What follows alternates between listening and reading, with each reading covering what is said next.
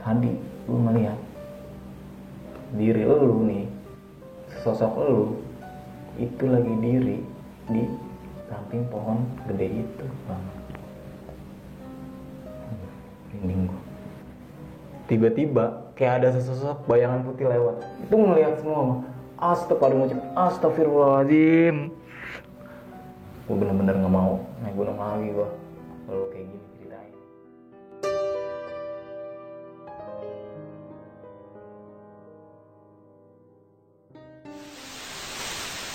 Assalamualaikum warahmatullahi wabarakatuh. Balik lagi bersama gue Indra di Besok Pagi Channel. Kali ini gue masih membahas cerita yang sama, yaitu nggak jauh-jauh dalam dunia pendakian, khususnya hal yang mistis. Dan kali ini gue ingin membahas pendakian dari teman gue pribadi, kru dari Besok Pagi, yang mempunyai pengalaman mistis saat pendakian gunung. Nah, bagi kalian yang belum subscribe channel Besok Pagi, silahkan subscribe terlebih dahulu dan jangan lupa nyalakan loncengnya. Mungkin sebelum masuk ke cerita nih Bla ya, kisi-kisinya seperti apa nih?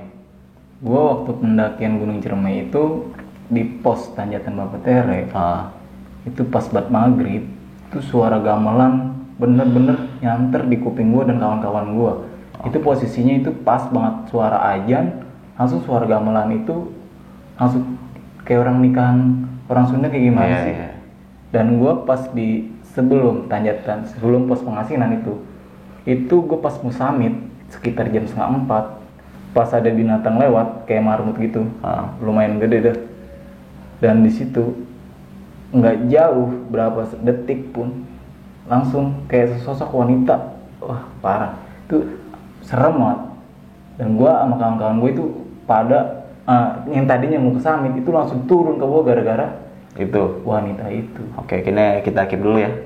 Buat teman-teman nih, sebelum melanjutkan ke ceritanya kembali, ya, bahwasanya cerita yang gue angkat kali ini bukan untuk menakut-nakuti kalian semua, tapi ambil sisi positifnya. Nah, kalau boleh tahu nih Blay, pendakian Gunung Ciremai lu ini pada tahun kapan tuh?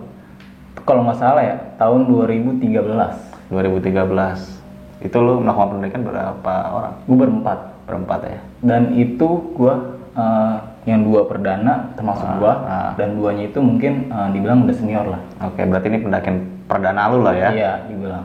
Oke, mungkin tanpa berlama-lama dan untuk membersihkan waktu, mungkin kita langsung aja masuk ke ceritanya.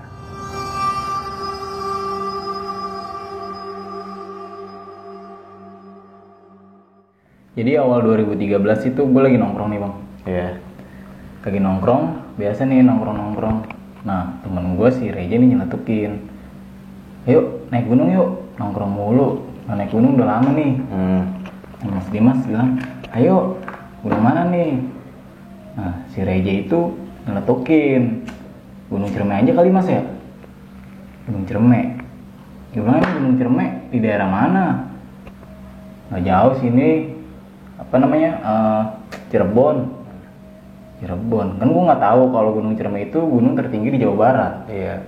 Dan gue masih TB cuma hanya terdiam doang. Pas gue search di Google, ya lu beneran nih, gue belum pernah naik gunung. Gue bilang, ya elah tenang aja, ada gue backup semuanya, kata Mas Dimas di situ. Dan si TB masih terdiam. Gue bilang gimana be? Ya gue mau ikut aja deh. Serius lu? Ya udah. Akhirnya gue bergegas untuk pulang tuh. Gue pulang semuanya dan gue biasa. Gue bilang, nih gue pemanasan dulu nggak bat? Iya pemanasan dulu. Stretching deh tuh gue akhirnya biar nggak terjadi kram pas lagi naik gunung. Nah sampailah di hari H. Gue itu ngumpul di tempat kawan gue di daerah Jombang. Ngumpul, berangkatlah gue naik kereta ke stasiun Tanah Abang. Naik kereta nyampe stasiun Tanah Abang, itu gue sampai maghrib di stasiun Tanah Abang. Bergegas lah gue bilang, terus habis ini naik kapan lagi mas? Kita langsung naik bis menuju Cirebon. Gue berangkat itu 7:30. Gue berangkat jam 7:30, sampailah gue di daerah kaki Gunung Ciremai itu sekitar subuh. Dan di situ gue nggak belanja logistik ya. Gue jadi belanja logistiknya itu pas banget di daerah Kuningan. Di bawah kaki Gunung Ciremai. Nah gue bilang sama Mas Dimas, Mas, nih belanja logistik apaan aja? Yaudah, lu diem di sini aja berdua sama TB. Gue sama Reja belanja logistik. Dan akhirnya dia belanja logistik ke pasar. Gue kan berhentinya itu pas banget nggak jauh dari pasar bang. nggak jauh dari pasar. Akhirnya gue nunggu, dan akhirnya Mas Dimas sama Reji balik. Jadi kita naik angkot. Ya udah, naik angkot tuh gue nyampe pos pendakian. Naik angkot itu sekitar 5.000 ya dulu ya kalau nggak salah ya. Udah lama banget. Terus sekitar jam setengah 8 itu gue nyampe di pos pendakian. Di situ sepi banget. Gue bilang, ini mana yang naik? Gue cuma berempat doang gue. Ya udah, akhirnya gue biasalah makan, ngopi. Gue ngobrol tuh sama warung. Nah bu, ini nggak ada yang naik. Emang mas nggak tahu? Nggak tahu apa bu? Kan gunung Ciremai ditutup. Ditutup. Habis itu gue bergegas dong nanya Mas Dimas. Soalnya kan dia senior lah ibarat kata. Mas, katanya tutup.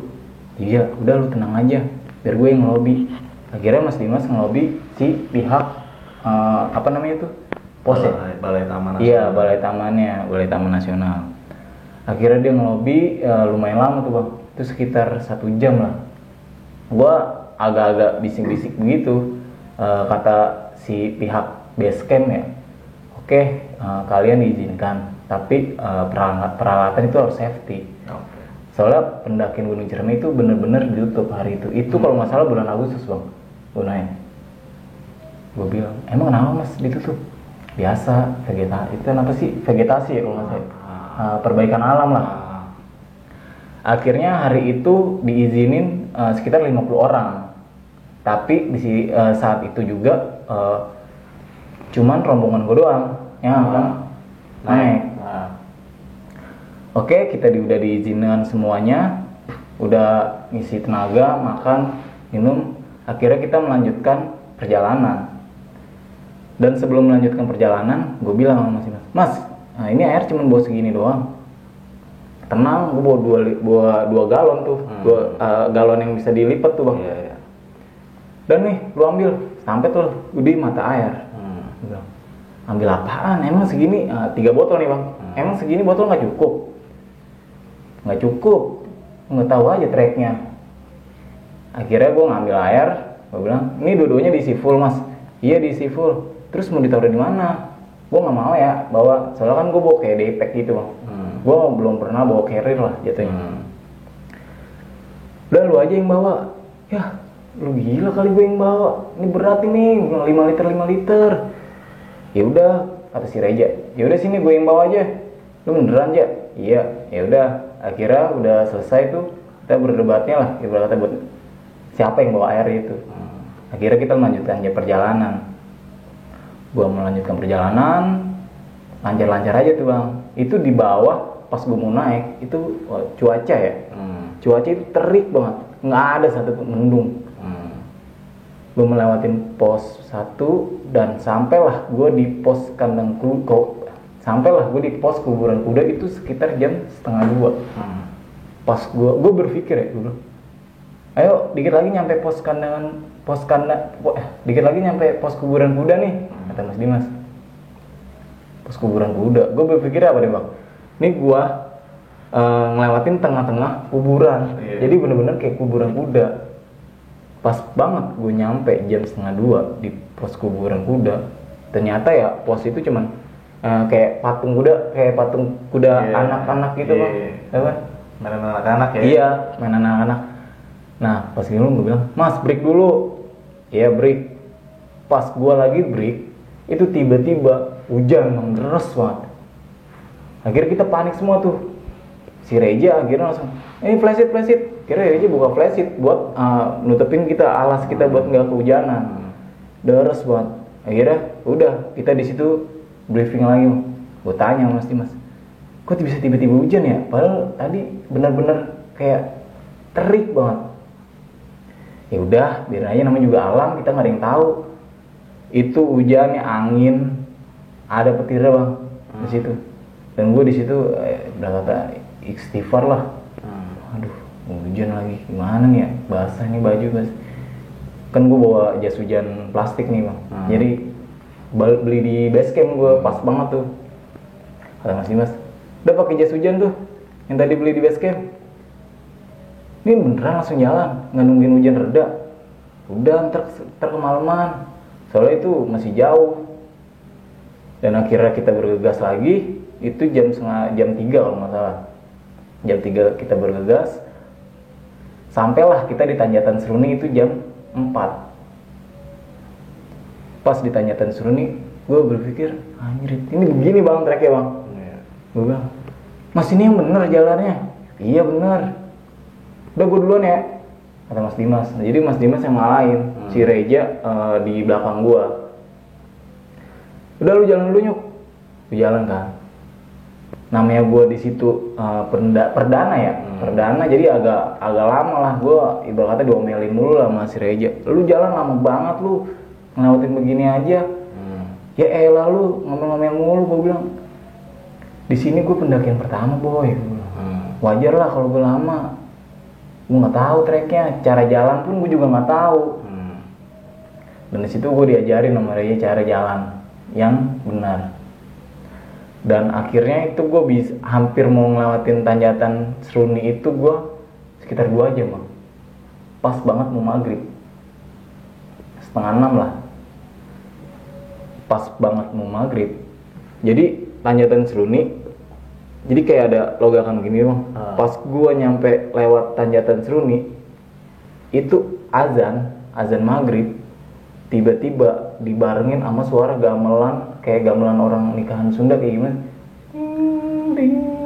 Di situ langsung gue, anjir, mas, dengar nggak? Ya, udah dimin aja. Itu suaranya lama banget, sekitar 5 menit ada. Dan di situ gue berempat, di situ yang naik gunung di hari itu cuma gue berempat doang, satu tim. Udah diemin aja, kita break dulu, maghrib nggak boleh jalan. Dan akhirnya gue di situ duduk sambil dengerin azan maghrib di kuping kanan dan suara gamelan itu di kuping kiri. Gue begini, gue istighfar, astagfirullahaladzim, ini gimana ya? Gue astagfirullah, gue pokoknya membaca ayat-ayat yang gue bisa ya.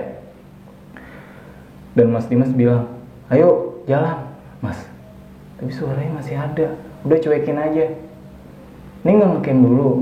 Gue udah capek, gue ibarat kata dengkul gue nih ya, gue namanya pendakian pertama itu bener-bener udah nggak kuat loh di situ. Akhirnya Mas Dimas briefing sama Reza, dan pas jam 6:30 itu gue akhirnya dirin tenda. Pas banget yang kata gue break itu, yang kata gue dengar suara gamelan di situ, gue break di situ. Kenapa gue break di situ? Ya itu karena gue bener-bener udah nggak sanggup lagi sama TB. Dan 30 bulan suaranya itu, suara gamelan itu udah hilang. Dan kita bergegas buka tenda. Gue jadi Tanjatan Seruni kayak ada logakan lumayan lah buat satu tenda. Di situ gue dirin tenda. Gue bilang sama Reja, "Ja, gue ngapain nih? Kan gue nggak tahu ya cara bagaimana dirin tenda. Terus apa aja sih yang harus gue lakuin pada saat dirin tenda itu?" Udah lu nih keluarin barang aja. Akhirnya gue ngeluarin peralatan gue tuh, baju semuanya. Nah pas tenda udah jadi, gue udah bagi tugas tuh, gue, TB, terus Reja sama Mas Dimas. Kita bagi tugas, Nyuk, nyari kayu sono. Ini udah dingin nih hawanya nih, gue pengen nabun. Reja gitu, nyari kayu di mana? Gelap ini. Di bawah itu no tuh, nggak jauh. Jadi posisi tenda gue di sini. Di sini kayak ada turunan tuh, yang sebelah kanan. Di situ gue nyari kayu, akhirnya sama TB. Nah, dan pas gue nyari kayu, itu tiba-tiba ada suara bang dari atas, manggil nama gue. "Oi Nar, lu ngapain di bawah pohon?" Jadi kan posisi gue itu nggak jauh ya dari tenda gue. Jadi gue dengar suara Reja nih, kayak manggil gue. "Woi Nar, lu ngapain di bawah pohon? Lu kan bukan gue suruh nyari kayu." Gue bilang sama TB, "Be, lu denger gak suara Reja?" "Iya, gue denger." "Ada apaan ya?" "Itu gue belum banyak tuh nyari kayunya." "Yuk kita samperin yuk," kata si TB. Akhirnya gue kembali ke tenda. Pas gue kembali ke tenda, Itu sepi bang. Yang tadinya Reja lagi masak sama Mas Dimas lagi beres benerin tenda lah, masang peralatan. Itu sepi bang di situ. Pada kemana ya? Tahu kan? Ayo coba lihat di tenda. Kira gue MTB ngeliat tenda. Pas gue buka tenda, srek. Lah, kok lu di dalam semua sih? Lu bukannya tadi lagi pada masak, pada lagi beresin tenda? Udah lu masuk ke dalam dulu. Reja tiba-tiba nyuruh gue masuk ke dalam. Dan gue nggak tahu kan, posisi gue sedang nyari kayu buat nabur malam. Nah di situ Reja bilang ke gue, lu bener tadi nyari kayu? Bener banget gue bilang. Lu kan tadi nyuruh gue sama TB nyari kayu ke bawah. Lu nggak di samping pohon kan, pohon gede. Pohon gede yang mana? Dibuka tuh tendanya, ditunjuk sama Reja. No, pohon yang mana no? Ya, lu PA kali ya? Gue bilang. Lalu lu yang nyuruh gue nyari kayu di bawah. Emang kenapa sih? Saking penasaran gue, kan gue nggak tahu ya. Kalau terjadi apa-apa itu jangan diceritain langsung di tenda. Dan saat itu gue bener-bener penasaran. Gue tanya sama si Reja, kenapa? Udah ntar aja pas turun. Enggak, gue maunya tahu sekarang, gue bilang, kata Mas Dimas. Udah ntar aja turun di bawah, biar kita sama-sama enak, biar nggak ibarat kata nggak ketakutan lah. Dan di situ rasa kepo gue benar-benar teruji tuh bang. Gue benar-benar pengen tahu ada apa sih. Dan akhirnya si Reja menjelaskan nih, lu kan tadi gue suruh nyari kayu ya? Iya MTB ke bawah. Tadi gue ngeliat diri lu nih, sosok lu itu lagi diri di samping pohon gede itu bang. Merinding gue. Dan di saat itu pas si Reja manggil gue yang di samping pohon, itu pas Reja manggil gue, lu ngapain di situ? Dan gue cuma tertawa, cuma begitu doang, kayak agak tersenyum dikit. Lu serius banget? Gue bilang, ini beneran, ngapain sih gue bohong? Makanya gue sama Mas Dimas langsung bergegas masuk ke dalam. Kalau gue nggak ngeliat sosok lu di samping pohon itu, gue nggak bakal masuk ke dalam tenda itu. Udahlah, kata Mas Dimas, udah nggak usah dipikirin. Namanya juga di sini kan hutan ya. Kehidupan itu bukan hanya kita aja, masih ada makhluk penjaga lain. Ya udah, akhirnya Reja melanjutkan masaknya itu di dalam tenda bang. Jadi tenda gue lumayan ada terasnya lah di depan buat masak. Si Reja masak, gue biasa tuh motong-motongin inian sayuran, dan si TB tidur tuh. Selesai lah kita makan, itu jam 9 kalau nggak salah ya, udah lama banget itu soalnya. Jam 9 udah pada kenyang tuh. Gue mau keluar nih ceritanya. Gue mau keluar. Lu mau kemana Nyok? Keluar ribet, ngeliat bintang. Mana ada bintang jam segini? Ya udah yuk. Akhirnya gue sama Reja keluar tenda. Itu jam 9:30. Gue keluar tenda dan Mas Dimas gue ajak, Mas, lu ikut nggak? Nggak ah, gue mau rebahan aja di sini sambil ngopi. Jadi kata Mas Dimas, TB lagi tidur posisi. Ya udah, gue keluar kan. Gue tanya sama Reja lagi, ya, lu tadi ngeliat gue di mana? Udah nggak usah dibahas. Dan si Reja itu, ya gue penasaran kan, serius. Jadi coba tunjukin tempatnya. Akhirnya Reja mau tuh tunjukin tempatnya. Nih, Nyok. Jadi posisi pohon itu sama tenda gue nggak jauh bang, itu sekitar 5 meter lah. Nih, tadi gue ngeliat lu di sini nih. Jadi lu berbalik bahan begini, di pohon begini doang nih bang, sambil tersenyum gitu. Serius bang? Iya, beneran. Akhirnya gue, ya udahlah. Di situ gue lagi sebatang rokok nih, lagi sebat lah sama Reja sambil ngopi. Gue cerita-cerita, gue bilang gini amat buat ya naik gunung. Iya nikmatin aja sambil olahraga dikit gitu. Enak kan? Kata si Reja, nggak lagi dah gue naik gunung, kapok gue. Ya jangan gitu loh, lu bakal tagihan. Si Reja begitu. Nah pas dalam perbincangan itu gue sama Reja, tuh gue posisi agak jauh di tenda nih. Tiba-tiba kayak ada sesosok bayangan putih lewat. Itu pas banget, gue lagi nongkrong begini nih bang nih, lagi ngopi. Sama Reja, bat, apaan tuh? Apaan yuk? Lewat tuh, seret, cuman sekelebatan doang putih. Seret. Apaan tuh? Disamperin sama Reja. Astagfirullah. Jadi kayak sesosok wanita rambut panjang itu di balik pohon. Apaan bat? Gue bilang, apaan? Cewek. Akhirnya gue langsung lari dong dalam tenda, masuk gue. Mas Dimas lagi ngerokok di situ. Apaan sih? Ada apaan nih rame-rame? Udah yuk tidur. Apaan sih kata Mas Dimas? Lagi ngomong. Ada kuntilanak. Di mana? Itu di pohon. Serius? Yaudah tidur. Kira diabaikan tuh. Kira tidur lah. Jadi nggak tidur sih bang. Jadi sambil ngebayangin, anjir begini amat gue naik gunung Ciremai ya. Gue bilang, aduh kapok deh gue. Gue sambil ngebayangin, gue bilang kapan gue pulang ya. Pengen banget gue pulang. Dan kata Mas Dimas, lu ngapain bengong? Capek banget mas, kangen rumah gue. Begini mulu mah gue. Udah malah pendakian pertama gue lagi. Dan si TB masih pules tidur. Dan Reja langsung tidur saking ketakutannya melihat itu sesosok wanita. Udah, nggak usah dipikirin. Udah yuk tidur. Itu sekitar jam 11:30 bang. 11:30 itu gue pas banget mau meremin mata. 10 menit kemudian itu Mas Dimas udah tidur. Gue bangun tuh bang.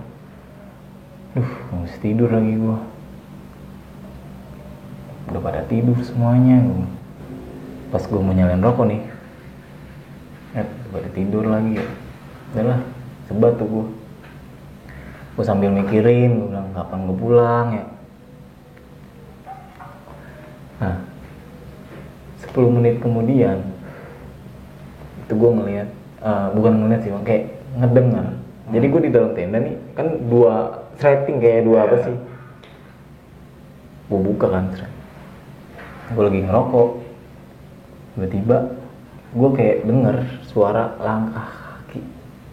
Itu nggak banyak bang. Itu cuma satu orang.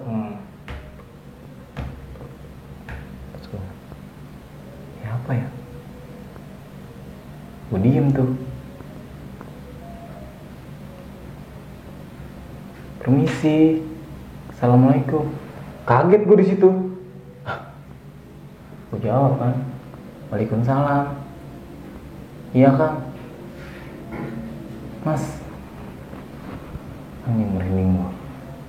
Boleh minta air nggak? Minta air. Gue di situ nggak langsung ngejawab bang. Di situ pas saat itu gue langsung ngomongin Mas Bima. Mas. Kenapa? Ada yang minta air. Mas Dimas nggak bangun, tapi mata merem nih dia nih. Tapi dengan ucapan, ya udah kasih aja. Kita masih ada dua kayak dua galon gitu bang, 5 liter. Kasih nih. Iya kasih aja. Ya udah. Oh boleh kok. Gua nggak keluar, jadi tangan gue begini, ini galon nih, posisi galon gue taruh sini nih, dua-duanya nih. Jadi yang gue kasih tuh yang udah agak gue buka. Gue buka settingnya, gue cuma tangan doang. Nih Kang, sih nggak ngejawab begitu. Gue taruh, ambil aja Kang, nggak apa-apa yang banyak. soalnya kan di sini katanya nggak ada air, nggak ada sumber air itu adanya di bawah doang via Lingkar Jati. Kok nggak ada suara air? Biasanya kan kalau air dituang kan ke air dirigenan ya, dituang ke botol itu pasti ada suaranya kan bang? Pasti ada suaranya. Itu posisi gue itu nggak jauh dari pas gue ngasih, jadi gue begini doang nih. Iya. Kayak alingan tenda gitu. Gue tompo kan, kok nggak ada suara air. Pas saat di situ juga gue langsung keluar. Aduh, di sini nih bang, pas gue ngasih air begini trigenan, otomatis kan pasti gue tutup ya. Gue tutup terus itu pasti rapet kan. Gue keluar itu tutupan itu masih kekunci dan air pun itu nggak berkurang. Gue keluar kan, mana orangnya? Terus tadi siapa yang minta? Gak berlangsung lama gue langsung masuk ke dalam. Gue bangunin Mas Dimas. Mas bangun dulu, bangun. Iya ada apaan sih? Bangun dulu sini. Gue bangunin gak tuh Mas Dimas. Apaan? Tadi tahu kan yang gue bilang ada minta air? Iya. Emang gak lu kasih? Gue kasih Mas. Ya udah, terus apaan? Jadi airnya itu kenapa? Jadi gue bener-bener di situ parno banget bang, bener-bener ketakutan gue. Kenapa airnya? Sini, gue suruh keluar kan. Itu dirigen masih belum gue pindahin bang. Kenapa? Nih, lihat nih mas, diminta air. Iya, udah belum? Enggak, jadi permasalahan air kita berkurang enggak? Dilihat tuh Mas Dimas tahu takaran air kita habis air itu berapa, tahu dia. Lah, iya ya. Tadi lu benar dengar suara orang minta air. Bener Mas, dia ngucapin assalamualaikum, mau permisi. Cuman itu doang. Nggak ada kata-kata lagi. Dan saat itu pendakian cuman masih tim gue doang, nggak ada pendaki lain yang naik. Terus siapa narik tadi? Gue nggak tahu mas, makanya gue langsung bangunin lu. Kalau gue tahu gue nggak bakal bangunin lu. Yaudah masuk, gue dari gini ke dalam. Akhirnya gue bener-bener kayak saat itu bener-bener rasa parno gue bener-bener muncul bang. Akhirnya gue diseduhin kopi sama Mas Dimas dan ngopi dulu sama bro. Tanya lagi, yang bener tadi dengar suara minta air. Bener mas, demi Allah gue ngapain sih gue bohong? Siapa ya? Jadi gue ketakutannya apa? Dari gue berangkat naik, ya kan, teror kayak gitu gue rasanya kayak pengen pulang gue di situ. Gue udah nggak mau lanjutin perjalanan. Dan akhirnya gue diberi masukan lah sama Mas Dimas. Udah di gunung emang begini, apalagi ini pendakian pertama lu, ini jadiin pelajaran aja buat lu. Dalam hati gue bener-bener nggak mau naik gunung lagi gue kalau kayak gini ceritanya nih. Dan saat itu gue diseduhin kopi Mas Dimas, diri bangunin tuh si Reja sama TB, bangunin, "Be lu tidur mulu." Mas Dimas, bangun. Ini udah jam berapa nih? Udah jam 1:30. Ayo bangun, katanya mau ke puncak. Pas gue tanya, lah emang mau ke puncak jam segini? Iyalah, perjalanan kita masih jauh, ini cuma ada di tengah-tengah doang. Terus kita buat tenda? Enggak, kita kayak longgar gitu bang, ninggalin tenda. Ya udah masak ya, saya aja bangun dan akhirnya dia masak. Tibalah gua jam 2:30 pas mau summit.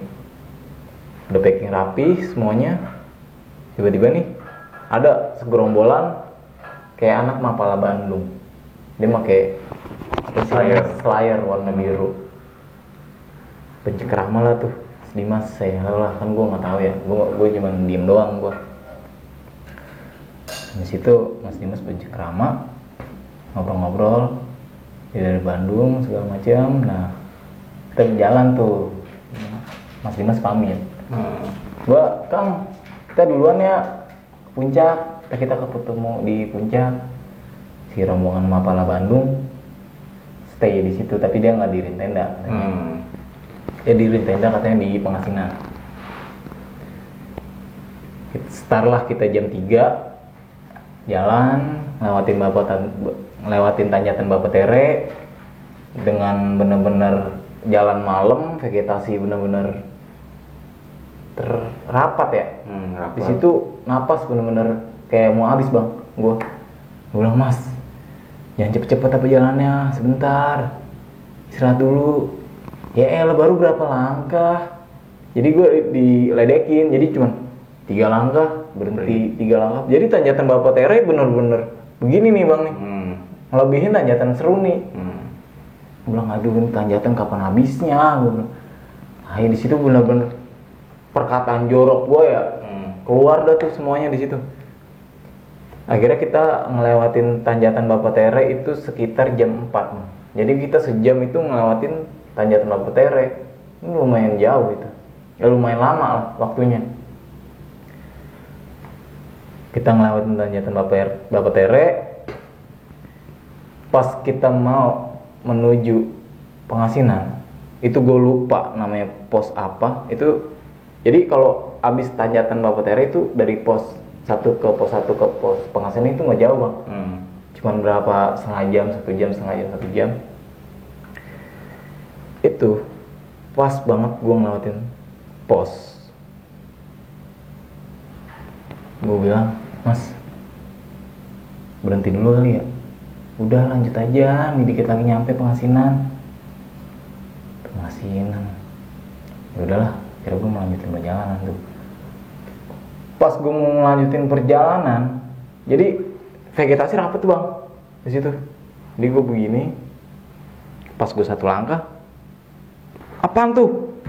Jadi kayak binatang kayak marmut ya, warna putih. Apaan tuh mas? Binatang. Nggak jauh, pas dari marmut itu lewat, tiba-tiba sesosok wanita. Kalau dibilang di sini benar-benar kayak kunti terbang. Itu benar-benar tim gue itu anjing itu ngelihat semua. Astagfirullahaladzim. Langsung saat itu juga tim gue yang tadinya mau naik ke atas itu langsung turun. Gue turun lagi, turun. Lari itu kita dengan sampai jatuh gue bang, lari di situ. Jadi sesosok wanita itu benar-benar ngejar sambil ketawa. Astagfirullahaladzim. Jadi kita brok pas jatuh, brok. Jadi begini nih bang posisinya. Jadi semuanya astagfirullahaladzim, pada berdoa semuanya di situ. Dalam hati gue astagfirullahaladzim, ini apaan lagi? Gue bilang astag. Jadi tuh wajahnya benar-benar, waduh, susah banget tuh bang digambarin. Itu jadi dia begini nih bang, pas banget ketutupan rambut tapi kayak matanya kayak agak kelihatan. Astagfirullahaladzim, itu apaan mas? Gue bilang udah tunduk dulu. Jadi gue itu berempat nunduk semua bang di situ. Jadi nunduk kayak itu lama itu gue nunduk. Itu gue nunduk setengah jam ada.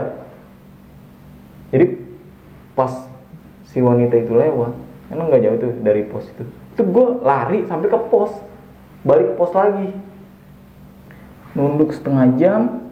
Lihat tuh udah aman nggak ada. Bener iya. Ya udah kira pada ngeliat semua tuh, dengerin kenapa mas? Udah biarin aja,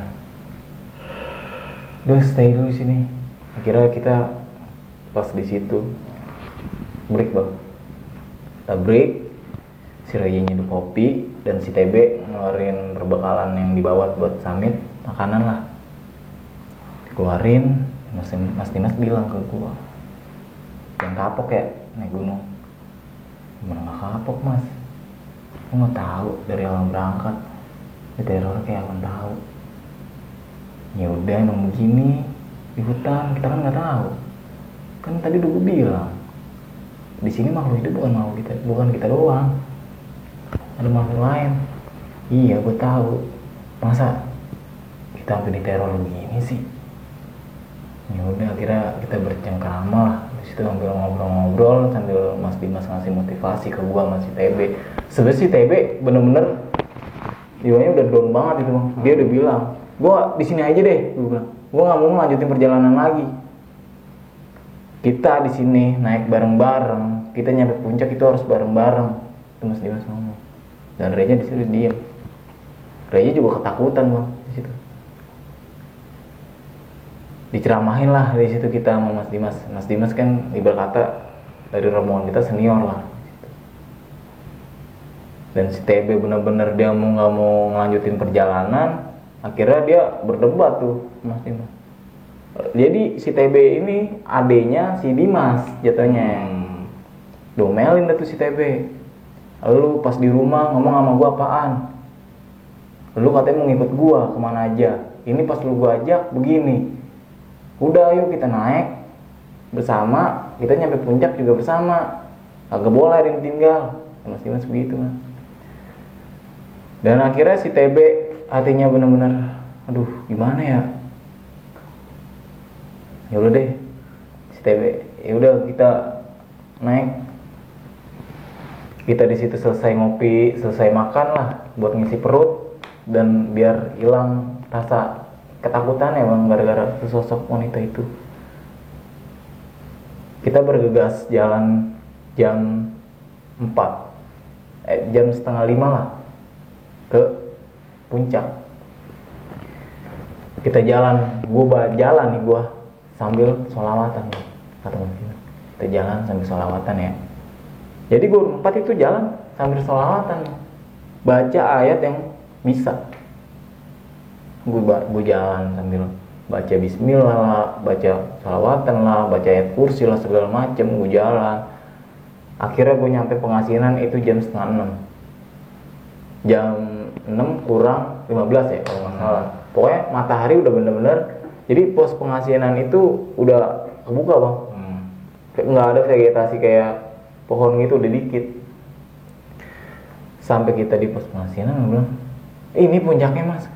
Bukan, no puncaknya. Set dah, masih jalan lagi. Udah break dulu dari sini. Break kapan nyampenya? Mas Dimas. Udah yuk kita terobos. Iyalah sebat dulu, gue bilang kan. Sebatang dulu. Ya udah sebatang dah. Ya udah. Akhirnya di situ gue sambil istirahat dan sambil ngisep rokok sebatang, dan kita melanjutkan perjalanan lagi. Tibalah kita di puncak Ciremai via Lingkarjati itu jam 8. Lumayan itu perjalanan 2 jam. Gua sampai bener-bener sampai kayak ngerangkak gini bang. Jadi puncaknya dia batu, pohon ada lo sedikit, batu.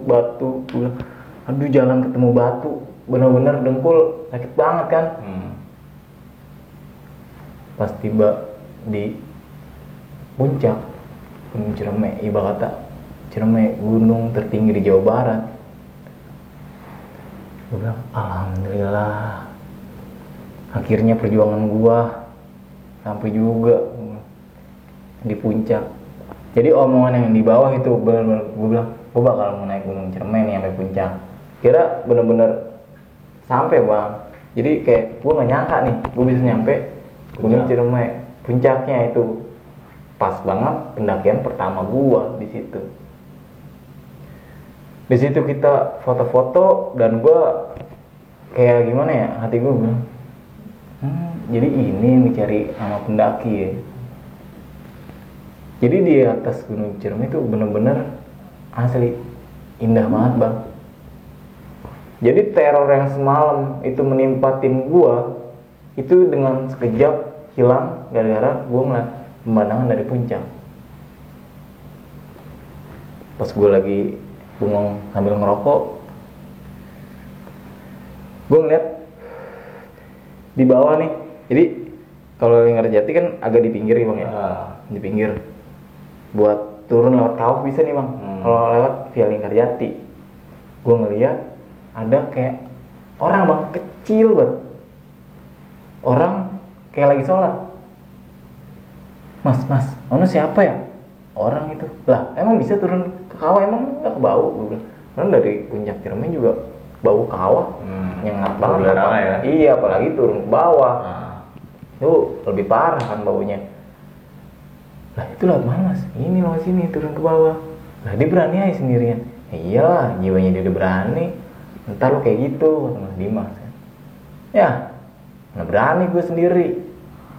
Akhirnya kita bercengkerama di situ. Itu yang kata gue ketemu pas Musamit tuh jam 3, yang anak Mapala Bandung. Itu sampai puncak jam 9:30 bang. Jadi gue di puncak itu lumayan lama. Masak segala macem. Pas rombongan Mapala Bandung, itu Mapala apa ya? Lupa gue.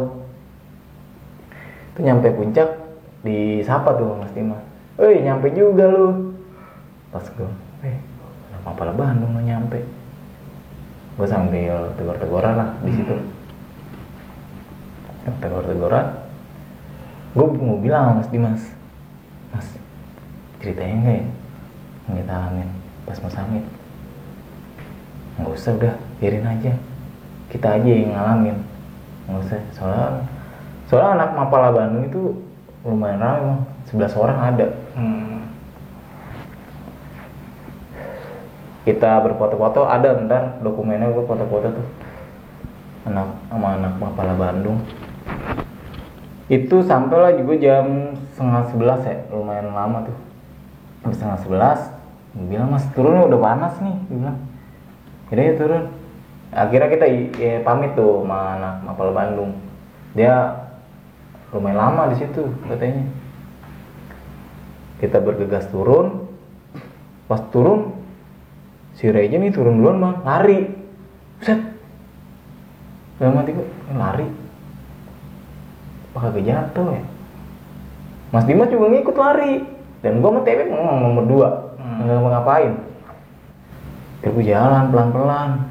Lama-lama hilang tuh anak 2. Dan gak kelihatan lagi. Ya, terus mau gimana? Jadi jalan aja. Akhirnya gue mengingat nih jalan gue pas naik. Soalnya kan gue naik agak terang ya. Jadi gue agak apalah, cuman turunnya doang nih, turun dari puncak ke Pengasinan doang. Gue berpikirnya nih 2 anak ini nih nunggu nih di pos Pengasinan. Ternyata pas gue nyampe di pos Pengasinan itu kagak ada bang, 2 orang itu. Gue bilang sama TB, tuh kan bener. Terus turunnya gimana nih? Gue bilang, ya gimana ya?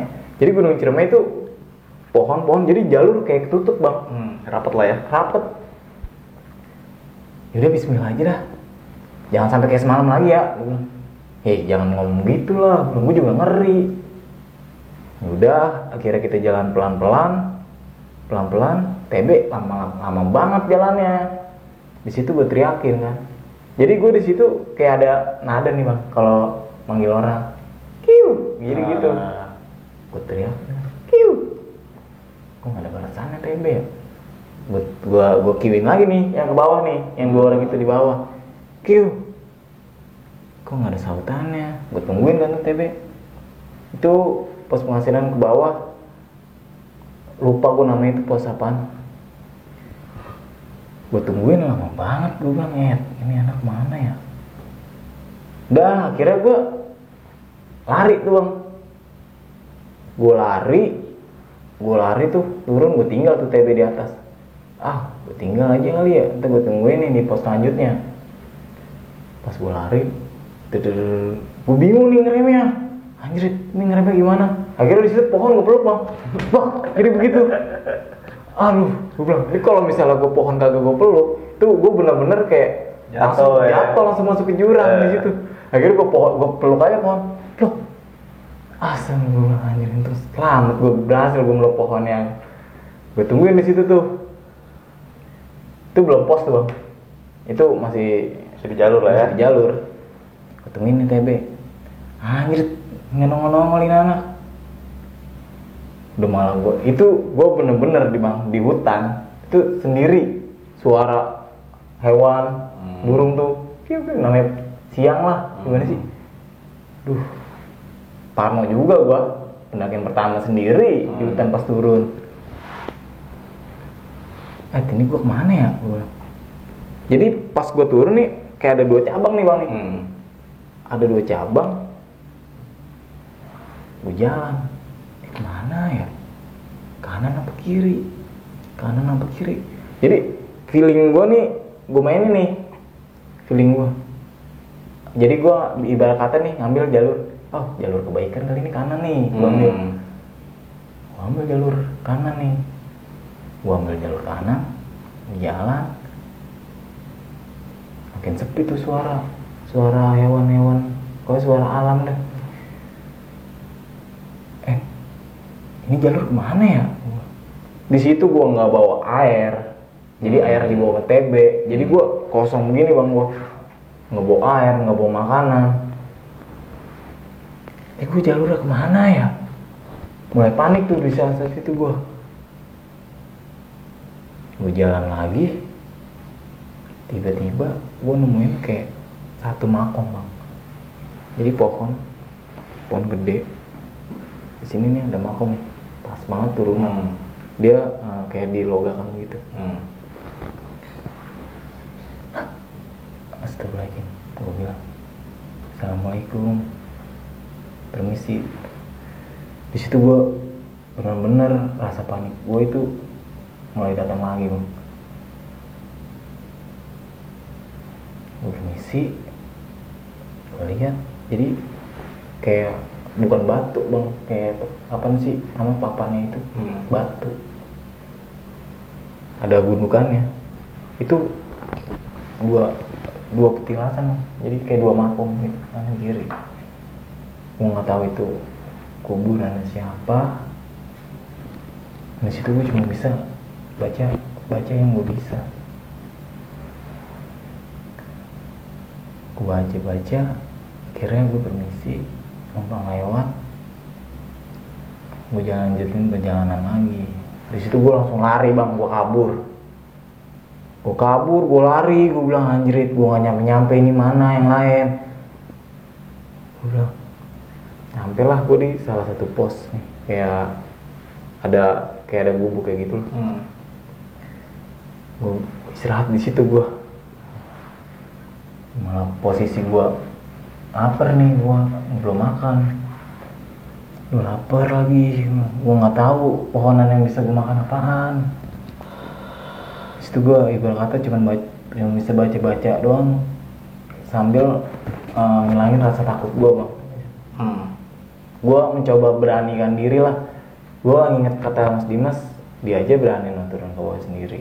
Apalagi lu, coba lu di hutan berani nggak? Jadi kayak ngasih motivasi gue itu biar supaya berani.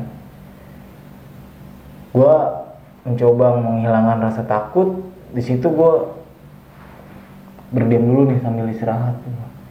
Dan gue kemana lagi ya? Gue bilang. Jadi gue kayak dibawa muter-muter nih bang pas turun. Gue nungguin TB nggak turun. Gue bilang gue ngejar Mas Dimas sama Reja nggak kekejar. Akhirnya gue lari lagi, sampailah gue di pas banget turunan tanjakan Bapetere. Dan di situ dia nungguin bertiga bang.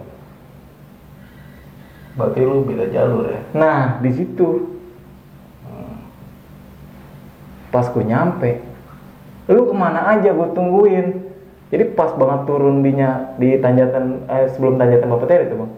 Lewatin ya. Pokoknya Bapetere, pokoknya gue di sini nih, anak-anak di sini nih, tanjakan Bapetere di sini pas banget nih. Lu kemana aja kan Mas Dimas? Lu kemana aja? Ya tahu lu nyu, gue tungguin lama banget. Lah, lu gue kejar gak kejar. Lah ini si TB, gue tungguin lama banget, kagak turun-turun. Lah kagak turun-turun gimana? Lu nya aja gue cariin kagak ada. Jadi gue cerita tuh sama dia. Gue nungguin lu di bawah, pas banget jalur kayak cabang gitu. Lu tadi kemana? Gue kemana? Gue di sini nungguin lu. Gue nungguin lu turun be. Gue mau ngejar dia berdua nih, nggak bakal kejar. Dan gue mau nggak mau harus nungguin lu lah. Gue ngeri lu kenapa-napa, udah gue juga ngeri gue kenapa-napa. Gue bilang di hutan soalnya sendirian. Gue itu jalan ke bawah ya, ada dia. Gue jalan terus nih, kagak ada lu. Nggak ada gimana be, gue nungguin lu lama banget. Di situ gue sempat berdebat tuh bang gue bilang, kata Reja, lu emang tadi kemana nyok? Jadi gini bang, gue itu nunggu 2 jalur. Mau 2 jalur di mana? Itu pos, gue bilang pos habis sebelum pengasinan tuh. Iya, terus lu ngambil kemana? Gue ngambil ke kanan. Gue ngambil ke kanan. Emang ada 2 jalur? Ya Allah, demi Allah, gue bilang. Gue ngelihat 2 jalur, makanya. Jadi jalur Ciremai itu pas turun ternyata 1 jalur bang, bukan 2 jalur. Dan di situ gue bilang, gue ngambil jalur kanan kan. Gue bener-bener ketemu 2 jalur. Serius lu? Serius kata Mas Dimas. Udah. Nggak usah didebatin apaan sih, yang penting kita udah ngumpul di sini semua. Dan di situ gue masih ngelanjutin dong, gue bilang, gue nemu 2 jalur mas. Gue cerita, gue ibarat kata curhat lah gue di situ. Gue nemu 2 jalur, di situ gue ngambil kanan. Pas gue lari, gue ngeliat kayak 2 makom itu di bawah pohon. Serius lu? Jadi pas gue lagi briefing nih, si Reji tiba-tiba nanya, lu bener nih ngeliat 2 cabang gitu? Bener banget. Gue di situ pas belok kanan, itu gue ketemu 2 makom di situ. Dan tiba-tiba Mas Dimas nyautin, udah nggak usah dijelasin lagi, ayo kita turun. Akhirnya kita bawa gas turun tuh, itu jam 2:30. Jam 2:30 kita ngelewatin tanjatan yang turunan Bapetere tuh, rosot tuh, gua sama yang lain. Serot, akhirnya kita nyampe di tenda, itu sekitar jam 4 yang tenda. Di situ kita bergegas, apa sih namanya, membagi apa sih itu? Tugas. Membagi tugas lah. Si Reja packing, si Mas Dimas rapin tenda, dan si TB masak. Dan di situ gue bengong bang. Gue bilang, gini amat ya naik gunung. Gue nggak lagi naik gunung Ciremai. Di situ gue berjanji. Dan sampai saat ini pun gue nggak balik lagi ke gunung Ciremai bang. Dan singkat cerita, sampai 4:30 ya, udah baru packing, akhirnya kita bergegas turun. Pas di dalam perjalanan itu, alhamdulillah bang, kita sampai pos itu nggak terjadi apa-apa.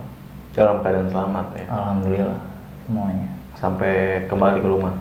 Alhamdulillah semuanya sampai kembali ke rumah pun dalam keadaan sehat walafiat.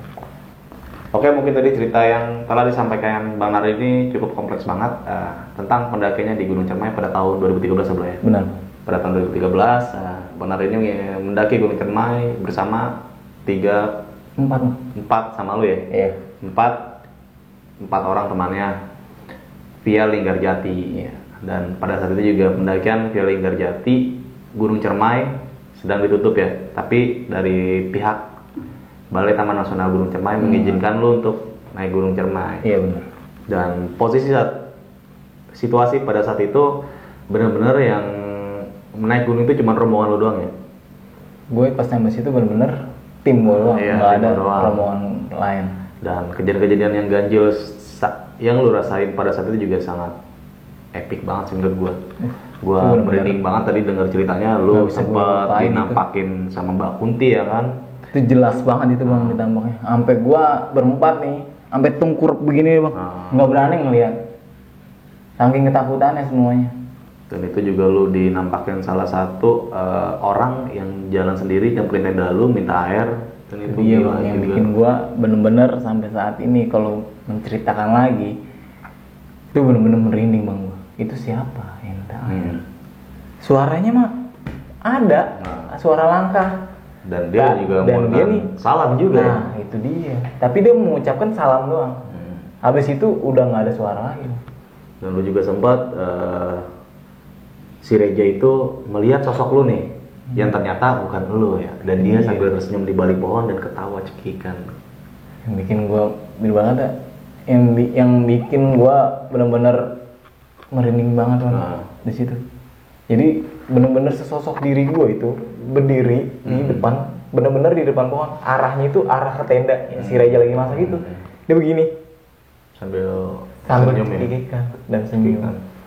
Dan nggak kelar di situ aja ya. Saat lu turun lu sempat tersesat yang dimana jalur dari puncak Ciremai itu menuju bawah itu yang tadi lu jelaskan cuma satu jalur seharusnya ya. Tapi lu ketemu dua cabang ya. Dua cabang dan lu akhirnya mengambil kanan dan lu ketemu dua makom atau petilasan. Di situ lu sempat nggak nyangka ya. Dan pada akhirnya lu ketemu rombongan lu kembali yang dimana si TB yang tadi lu tungguin ternyata udah sampai duluan nih. Udah sampai duluan bang. Di situ gua berempat tuh yang kata di tanjakan pas selesai bakteri itu gua mungkin agak emosi bang, agak berdebat. Namanya TB udah gue tungguin gak turun-turun dan yang dua orang ibarat kata senior gua main turun aja gue ditinggal kan di sini ibarat kata kalau misalnya gua keberanian yang nggak ada mungkin gua nangis di situ bang. Iya, dan mungkin nggak tahu lu bisa balik sampai ke rumah sampai saat ini ya dengan selamat atau enggak ya, karena ada kejadian-kejadian di alam itu kita nggak ada yang tahu ya kan. Sampai pada akhirnya lu packing dan turun sampai base camp tidak terjadi apa-apa untungnya ya. Alhamdulillah. Di sini gue pengen menyikapi nih Blay tentang perjalanan lu di mana, perjalanan lu pada pendakian Gunung Ciremai ini. Bukan gue menggurui ya, gue cuma mengambil kesimpulan apa yang udah lu ceritain ini. Salah satu rombongan gue si Mas Dimas itu kan sama aja meninggalkan lu saat turun dari puncak. Di situ. Yang dimana lu berdua sama TB adalah pemula ya kan. Yang dimana pemula itu kan ibaratnya belum banget beradaptasi sama nih lingkungan sekitar, apalagi di pendakian gunung ya. Seharusnya hal-hal seperti itu pun harus dihindari tuh, apalagi meninggalkan seorang pemula. Bagi kalian mungkin jangan dicontoh lah ya, karena pemula itu perlu banget kita dampingin banget. Kalau bisa jangan sampai ditinggal, itu jangan, harus dihindarin lah agar tidak terjadi hal-hal negatif di luar itu. Nah, lo punya pesan-pesan nggak nih buat kawan-kawan semua nih? Buat teman-teman besok pagi ya, mungkin pesan gue pas di pendakian Gunung Ciremai tahun 2013 nih, itu bulan Agustus bang. Itu gue sama tim mungkin pas perjalanan naik ke atas ya, dari awal tuh pas pengambilan air, itu gue sama tim itu nggak berdoa bang, nggak kayak misalkan kita kalau misalnya masuk ke rumah nih, kita harus salam. Mungkin itu kesalahan tim gue sampai gue diteror seperti itu. Nah, penting banget nih dimanapun kalian berada, salam atau permisi itu penting banget ya. Nggak cuma di gunung doang ya, apalagi di tempat yang sangat asing yang kita nggak pernah situ, salam lah. Sebenarnya kita menghormati makhluk di luar kehidupan kita nih. Iya benar. Nah, sedikit gue tambahin nih, lagi-lagi gue pengen menjelaskan tentang attitude dan sopan santun. Itu perlu banget kalian dijaga dimanapun lagi kalian berada, baik di gunung, jalan raya atau apapun itu perlu banget kalian jaga. Dan kearifan lokal yang ada harus kita hargai lah, seenggaknya kita jalanin. Nah, yang penting kita terus berpikir positif ya dimanapun kita berada. Hindarilah hal-hal yang negatif. Dalam pendakian gunung juga persiapan mental, fisik perlu banget kita jaga. Buat kalian yang pemula nih, seenggaknya harus didampingi sama orang yang udah hafal jalur atau yang udah pengalaman lah ya, untuk menghindari lagi hal-hal yang negatif lah di pendakian gunung, dimana di alam atau di gunung itu kita nggak tahu juga kejadian-kejadian di luar itu.